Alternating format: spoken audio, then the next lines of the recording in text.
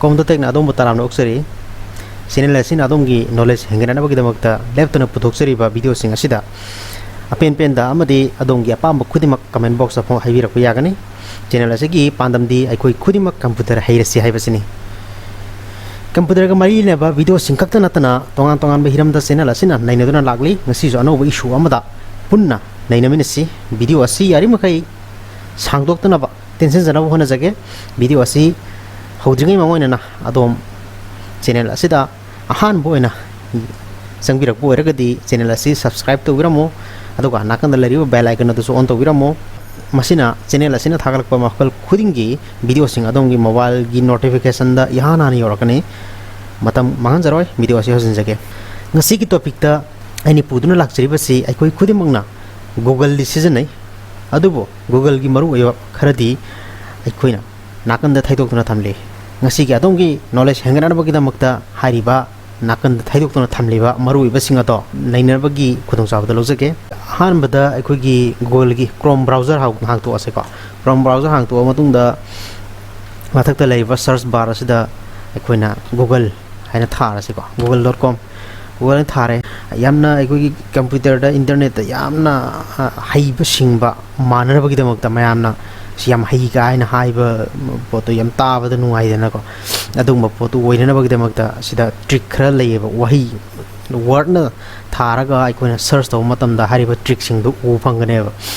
Adugi posting to name in a sea and Hanjadoje,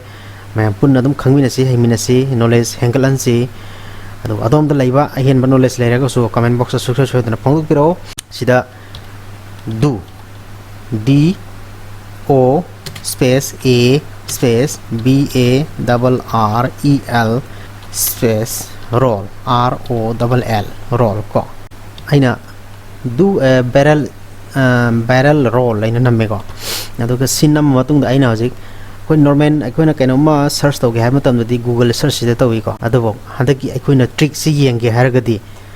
I am feeling lucky habis the click togone ko internet kar tappe ko sumai thole Sumai thola matong dama se Sumaina round leiba ko round se amaktang lehelagasu yai 20 times lehelagasu yai 5.6 times lehelasu yai twitch ani katang lehelasu yai ko Sumaina ani se nam ganda ani rak leirane ba 1 2 ko Sumaina duga 100 times 1000 times lehelasu yai ba ko 100 times the lehen matam da Adum later later, Sumanako. I am sitting out doing a sky of those boss, it all yam haiko, likanako, Mayamki, Canada, Camendo. Adum with some noise over the Masina, Todona, computer, Sogan of the later, some trick Nicosity, trick. Aduga, Matangdam Yangse. Google the later, was it Google Matangi can say ATARI Atari BREA KOUT breakout ko ay zoom to sunzer ke Atari breakout sida nam ganda magi game ama tholane ko sumaina game ama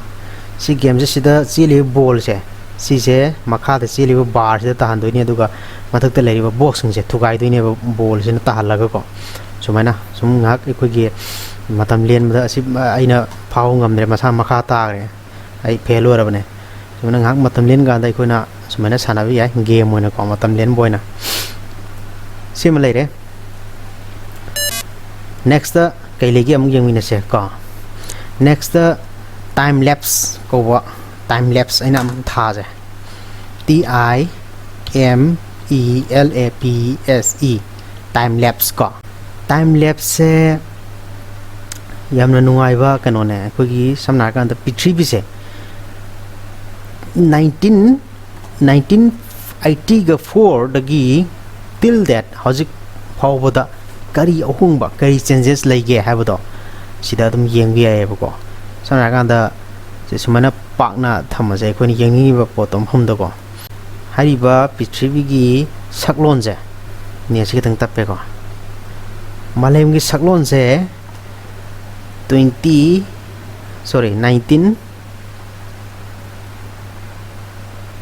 1980 ga 4 dagi na 2020 phobagi list ni mo file ni mo ne piri ise ko 1984 gi na 2024 gi sanglaba journey sida pithribi gi malem gi saklon se kai kai uhum go leiba ge haba to yeng bai wan da ado koina yam thune yeng bi ai tap ne yeng gi ai ko 1.0.5 te yeng bi ai 1 da ni yam thuro ni ko 0.5 te yeng ase chumai to raga sida play to ganda masana changes yam lai je chumai na sum yeng bai wani de ko sima pham jida un khangta tare 19 sum un handare ado un khangta tare ko sum changes khara se sum ba su yeng bai wani next mak yeng se GOOGLE space GRAVITY sumaina Google Gravity hai namani Google Gravity ko Google Gravity sin nam modung da ko na I am feeling lucky sida nam matam da mana Google gi ko gi saklon je masana thugai gi ba gravity ni chingjin gi ba makha da chingde gi ba hai tare ko sumana par ga ko na gravity leitre da mathak sida makha da gravity na chingjin gra ga di mathak si dadi lai ya da masa makha da tarak ko sumana ko na search bar ka je ko na par ga singat ya sumana ko tongan taraga leiba ni da ngak sana ba ko ra ba am ko si sem nungai next am giang se kaino GOOGLE Google space SKY sky Google sky hai thar se ko Google gi sky gi leiriba saklon to madu u phangane ba ko si kaino kaino mo rangoni khangre anyway ai ko gi sky gi leiriba saklon do ne ba si po se makoina semjan manate Google na ko masi directly makogi satellite na photo kapa satellite na number photo keno do ne ba makoina thagala ko ne karamba matam gi photo no hoji cam changes leirage ha ba du te ai khangde to sorok pa masi ko gi sky ne ba ko next time yeng je sorry sig matang sida mane option ohung piri ko sky ema piri mun hebam piri ko mun je thagi saklon thagi chalon je kamani uge habadane sida ada ikoina analyze to wi visible da thamba ko adagi visible da thamba da kamani ui adagi elevation da thamba kamani ui ko adagi apollo da thamba da kamani ui ka adi ikoina analyze to wi ba ko simun gi kano done saklon do simana adom so try to view adom gi laptop ta dragana adom gi mobile da hari bo hi se tharaga try to be ko adagi next se mun lai jere sina adaga Mars ke magyeng je Mars ki saklon je kamaina lei ge haba to sumaine lai ebo ko sumana u phange ba Mars ke saklon je koina lai pak se angang bani ga hai to sumana ngang lai ri se simak ne lai ri se si semjin sajen ba kano nate directly chap chana mafam du leiba saklon du ne ba ko na ji u phangis sisu sama nei karamba matam gi karamba sahi gi saklon no haibu do mati haibu ngamde sorak ma mo ko na khangan bai wani ko sisu ko ngasa analyze to ba ya invisible tham bi ai ko infrared te tham bi ai mana sum thamaga ko na naina bi ai ko sima leire hoji mathang da mang yeng se ku gi aikoina thabam toriganda natragana matam ngai basida ngak matam potha boina Google gi game sung leibo Google gi game sing lei hariba game sing je sanaraga matam lenge ka su yae ba sida kamai to gani hai kanda sida aikoina dinosaur ko sorry sida dinosaur game hai thar ni ko aduga 3D na to su yai 3D thar su yai ko 3D ne nuai ko dinosaur game 3D thara matungda aikona I am feeling lucky sida nam kanda magi game gi saklo na thola ne da sumana mouse ha ba leng kanda magi start torani start togi lani sida click to start the game sida sangani ko sumana da sigi click se aikona nam kanda nondaba songatpa laibane aikoi keyboard ki up and down side lay do adu da nam godo up tana songatpa down nan non thaba maina sum sana yai ko so interest makalamne laptop ta natagana system kano da game ama ta yaudaba natagana khoi ngak matam len bada tofum khang daba do oragadi internet hanga somana game sana sia sidana te game makal khara leiri ko ai madum makata ne hajarake han biyo na si kano game je sum mayam da khangan jabani sumaina sana yai ko so ai muka mathang gi hajarake ka point tara ga tani trick tara ga tani hajari se mathang gi video da trick tara natragna kun mayam gi pamdu gi matungina adhamak phongdok charake mayam na su dana comment to biro adigi video ase like to biro share to biro adong apam khudi ma comment box phongdok biro maruina channel ase subscribe to biro nakam da lere bell icon to on to biro mo hajari mathang gi se ai ko google fan yeng se ko GOOGLE google fan hen thar se ko google fan hen thar ga se google fan ko google fan hen thar ga jida I am feeling lucky jida nam kanda magi fan ungale ani ko chumaina yam phajana ado sidi yam tabna ungale ko sida sigi kano jida nam kanda khara hena thuan bai dar round lay riga se lehen da vida dum sumana dum directly da human laga lay la su ya isa da nojit phang ma dauna he khanba am leidana nuwa jaba do yamna su yamna kaino to jibo kamaina no kaina hangjaba hangning ba khangning ba i thilama pohon ma do adu ga ki wari ni next am yengse kai legi yengse mathang yengse ko ada practical oini yeng wodi ta dom na dom ki mobile na tragna any desktop na tragna any laptop pa dum yeng bio pack hyphen man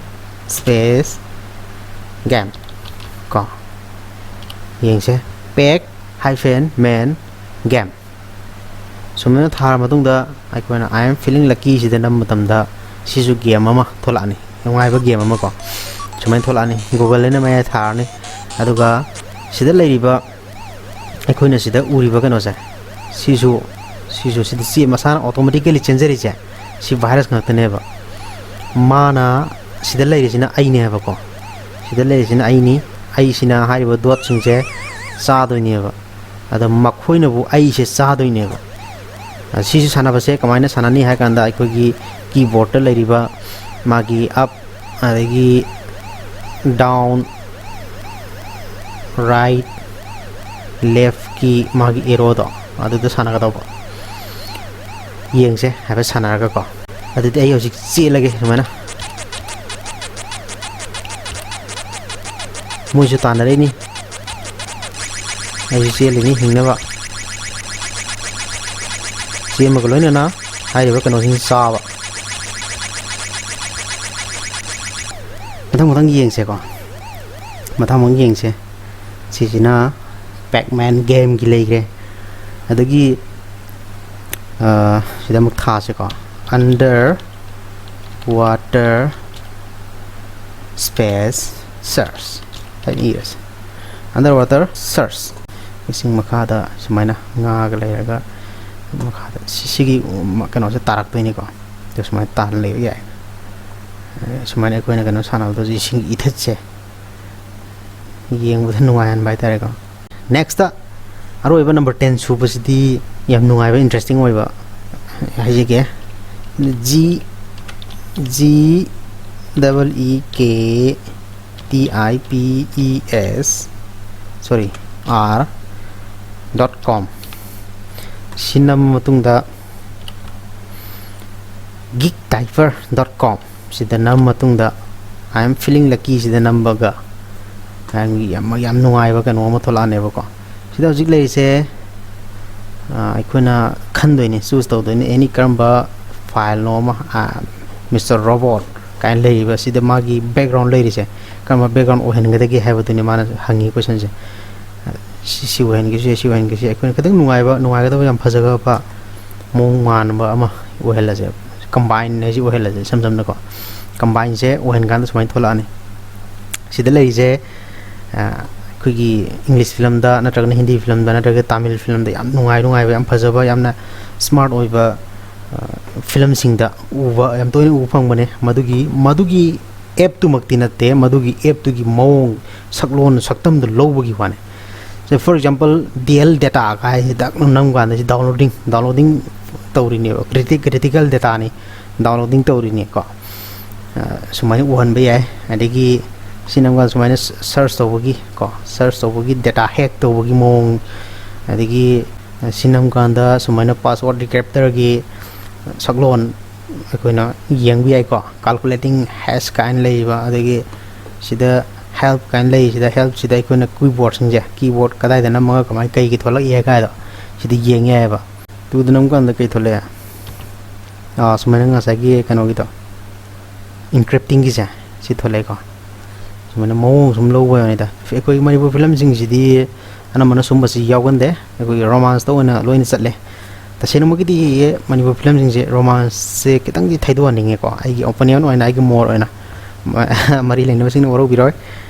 hojik di romance hai je hoi matam da chana rami hojik su romance hingre sire ha badi nataba romance hingli but hojik gi matam je kamna thinaba nongmai bom top ki matam moina to banina khatang romance thaidora ga khara mong warin ta ba ko kitang geng da high five oi ba Tamil as a state amoina puthorak liba film jing je pura world top class da puthoriba film jing je pura geng bada angakpa ngak tan haba the moi scenery ba moi gi system sing adagi editing gi process like film number gi process am line nammi hoi yazai Manipur government na film gi kanoda yam ka hana akan ba miyeng thamde haibasi musu ai ko charak ma tajai ado hojik phogi oina kano kai leiri gi haibadu ai khangje de ko mamang da ta ki badadi film Manipur film gi kano sida stage sida government na yam ka hana akan ba miyeng thamde thamaga di hena chakot kane haibagi artist singi na phongdor ki ba ai adum tajawe khangjawe ado Manipur government da sudam haijari yamna phajaba yamna kuigi lamdam jigi asengwa mami tanana bagi damakta mayam malem pumbagi miyam da uhana bagi damakta Manipur film da hena focus tawa mathau tare hebase as a citizen of Indian as a citizen as a yelhomi of Manipur amoina ai suggestion pijari ai ga pam phongtuk sari sumaina yengse mathang ko so number 3 da mag inam kan da kai tholagani sumaina ko satellite uplink ai no ko sumaina ka yenghal sumaina uhalaga yamong ta na film ji puthok pu yabra hene khalle hoi sel la khara sangani asing siding sai thokre ko 5 tam nam je sumaina project SIOP 62 gan ko sidi project moi gi sa ko gi rocket thagat lamdai gi project active kain daraga rocket thagat khre kain daraga to gi mong do male adagi 6 tam yengse 6 singa sai gi kano done 7 ji jo ngasagi searching database kain ko hari ba xyz to English film da Hindi film da Tamil da uri da na ko na haiba pochai huran gi bani khangde na tagna crime ma to rom bagi ni khangde adum madai koina moi police ki kano na moi gi database da search to rakan da phangi ba mawong do adum mag ne ba si da dum show to ri si ja koina katang sandbox sin to raga update to raga akhang ba kha tanaraga to kan da di ekta mong ta ne ha ba adagi 7 na tra sa okay 8 amung ni yeng se ko security alert kain to ri se 9 na mung nam je sida hawk activating hawk kai ko koi Manipur da so hawk lei bi mo to yai keno hawk activate to raga hawk tha do kre kain to ga yamna phajana mong do adagi 90 da mung yeng se ko 0 da facility rich sumana yeng bi ko sida na te ai ko all kana script sida ko na sida puthok bi ai ko sida ngasai gi audio gi kugi illegal to ba missing pau phono ba na tagana any manungi mapan gi pau phono ba kona ba police na hack to raga kugi makoi gi kana do tap to raga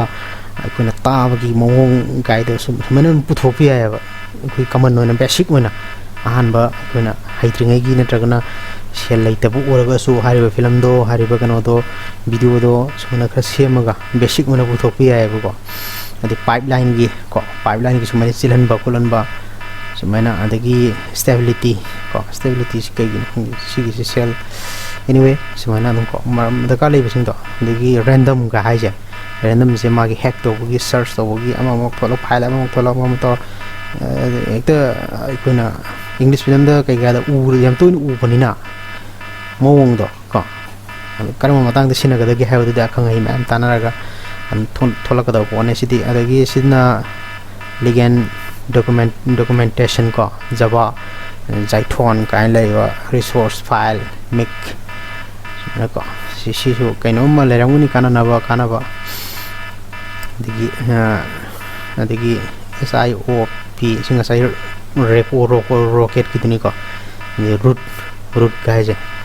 access ꯗꯤꯅꯥꯏꯠ ꯀꯥꯏꯅ ꯇꯧꯔꯒ ꯑꯩꯈꯣꯏꯒꯤ ꯑꯃꯨꯛ ꯎꯏꯗꯅꯀꯣ access ꯗꯤꯅꯥꯏꯠ ꯀꯥꯏꯅ ꯇꯧꯕꯗꯣ ꯄꯥꯁꯋꯥꯔꯗꯀ ꯑꯩꯈꯣꯏꯒꯤ Hindi ꯐꯤꯂꯝꯗ happy new year ꯑꯩꯅ ꯁꯔꯨꯛ ꯈꯥꯟꯒꯤ ꯍꯤꯟꯗꯤ ꯐꯤꯂꯝ ꯑꯗꯨꯗ ꯑꯩꯈꯣꯏꯅ ꯑꯔꯣꯏꯕꯒꯤ ꯃꯣꯏꯒꯤ ꯃꯦꯟ ꯀꯩꯅꯣꯗꯨꯗ ꯒꯦꯠꯇꯨꯗ ꯆꯪꯉꯝꯗꯥꯏꯗ ꯃꯗꯨꯒꯤ ꯄꯥꯁꯋꯥꯔꯗꯇꯣ ꯈꯪꯗꯗꯅ ꯃꯗꯨꯒꯤ ꯍꯪꯅꯗꯅ ꯈꯣꯠꯅꯗꯅ ꯇꯧꯕꯗꯣ ꯃꯇꯝꯗꯤ ꯂꯣꯏꯗꯧꯔꯕ ꯁꯣꯝꯗꯗꯤ ꯊꯣꯡ ꯂꯣꯟꯈꯤꯗꯧꯔꯕ ꯅꯠꯇ꯭ꯔꯒ ꯑꯦꯂꯔꯠ ꯂꯥꯎꯔꯛꯇꯧꯔꯕ ꯑꯗꯨꯒꯤ ꯇꯥꯏꯃꯤꯡꯗꯨꯗ ꯑꯦꯛꯁꯦꯁ ꯗꯤꯅꯥꯏꯠ ꯀꯩꯅꯣ ꯇꯧꯔꯒ ꯌꯥꯝꯅ ꯑꯩꯈꯣꯏꯒꯤ ꯌꯦꯡꯉꯤꯕ ꯚꯥꯕꯣꯛꯁꯤꯡꯗꯁꯨ ꯌꯥꯝꯅ ꯏꯈꯧ ꯂꯥꯡꯍꯟꯕ ꯌꯥꯝꯅ ꯈꯪꯍꯟꯅꯤꯡꯕ ꯍꯥꯡꯗꯣꯛꯍꯟꯅꯤꯡꯕ ꯀꯥꯏꯅ ꯑꯗꯨꯝꯕ ꯄꯣꯛꯍꯜꯂꯤꯗꯅꯀꯣ ꯑꯗꯨꯝꯕ ꯄꯣꯠꯇꯨꯁꯨ ꯑꯗꯨꯝ ꯄꯣꯛꯍꯟꯕ ꯌꯥꯏꯑꯕ ꯁꯤ ꯁꯝꯅ ꯍꯥꯏꯔꯀꯥꯟꯗ ꯁꯤꯗ ꯃꯨꯠꯊꯠꯂꯣ ꯁꯤꯗ ꯏꯅꯕ ꯂꯩꯔꯤꯁꯦ ꯁꯤꯗ ꯑꯩꯈꯣꯏꯅ ꯏꯔꯅꯤ ꯄꯥꯁꯋꯥꯔꯗꯅꯤ ꯀꯩꯅꯣ ꯈꯪꯗꯦꯀꯣ ꯏꯟꯇꯔ ꯊꯥꯀꯥꯟꯗ ꯑꯦꯛꯁꯦꯁ ꯗꯤꯅꯥꯏꯠ ꯊꯣꯛꯂꯛꯑꯅꯦꯕꯁꯦ ꯁꯤ ꯃꯑꯣꯡꯁꯦ ꯑꯗꯨꯝ ꯌꯦꯡꯕ ꯌꯥꯏꯗꯅꯀꯣ ꯑꯗꯒꯤ ꯃꯊꯪꯁꯨ ꯑꯃꯨꯛ ꯁꯨꯃꯥꯏꯅ ꯌꯨꯖꯔ ꯅꯦꯝꯁꯤ ꯂꯩꯔꯦ ꯌꯨꯖꯔ ꯅꯦꯝ ꯁꯤꯁꯦ ꯑꯗꯒꯤ ꯄꯥꯁꯋꯥꯔꯗꯅ ꯁꯤ 1253 ꯀꯥꯏꯅ ꯇꯧꯔꯒꯀꯣ ꯁꯤꯁꯇꯦꯝ ꯐꯦꯂꯔ ꯀꯥꯏꯅ ꯊꯣꯛꯂꯛꯄ ꯃꯑꯣꯡꯁꯦꯀꯣ ꯃꯑꯣꯡ ꯍꯦꯛꯇ ꯅꯨꯡꯉꯥꯏꯗꯅ ꯌꯦꯡꯕꯗꯀꯣ ꯁꯨꯃꯥꯏꯅ ꯑꯗꯨꯝ ꯁꯦꯝꯕ ꯌꯥꯏ ꯍꯥꯏꯕꯅꯤꯗ ꯅꯝꯀꯥꯟꯗ ꯑꯦꯛꯁꯦꯁ ꯗꯤꯅꯥꯏꯠ ꯍꯥꯏꯅ ꯊꯣꯛꯏꯁꯦ ꯑꯦꯛꯁꯦꯁ ꯗꯤꯅꯥꯏꯠ ꯍꯥꯏꯅ ꯊꯣꯛꯏꯁꯦ ꯑꯦꯛꯁꯦꯁ ꯒ꯭ꯔꯥꯟꯇꯦꯠ ꯍꯥꯏꯅ ꯊꯣꯛꯂꯛꯁꯨ ꯌꯥꯏꯕꯀꯣ ꯑꯦꯛꯁꯦꯁ ꯒ꯭ꯔꯥꯟꯇꯦꯠ ꯑꯩꯒꯤ ꯁꯖꯦꯁꯟꯅꯤ ꯃꯁꯤꯃꯛꯅ ꯃꯌꯥꯝ ꯋꯥꯔꯧꯕꯤꯗꯅꯕ ꯃꯔꯤ ꯂꯩꯅꯕꯁꯤꯡꯅ ꯁꯤꯁꯨ ꯀꯝꯄ꯭ꯌꯨꯇꯔ ꯑꯃꯒ ꯀꯅꯦꯛ ꯇꯧꯕꯒꯤ ꯃꯇꯥꯡꯅꯤꯀꯣ ꯀꯝꯄ꯭ꯌꯨꯇꯔ ꯑꯃꯒ ꯁꯤ ꯀꯝꯄ꯭ꯌꯨꯇꯔꯁꯦ ꯁꯤ ꯃꯦꯟ ꯅꯦꯠꯋꯥꯔꯛ ꯔꯦꯠ ꯅꯦꯠꯋꯥꯔꯛꯁꯤꯅ ꯀꯝꯄ꯭ꯌꯨꯇꯔ ꯑꯃ ꯑꯍꯥꯟꯕ ꯀꯅꯦꯛ ꯇꯧꯔꯦ ꯑꯅꯤꯁꯨꯕ ꯇꯧꯔꯦ ꯑꯍꯨꯝꯁꯨꯕ ꯃꯔꯤꯁꯨꯕ ꯃꯉꯥꯁꯨꯕ ꯇꯧꯔꯦ ꯑꯗꯒꯤ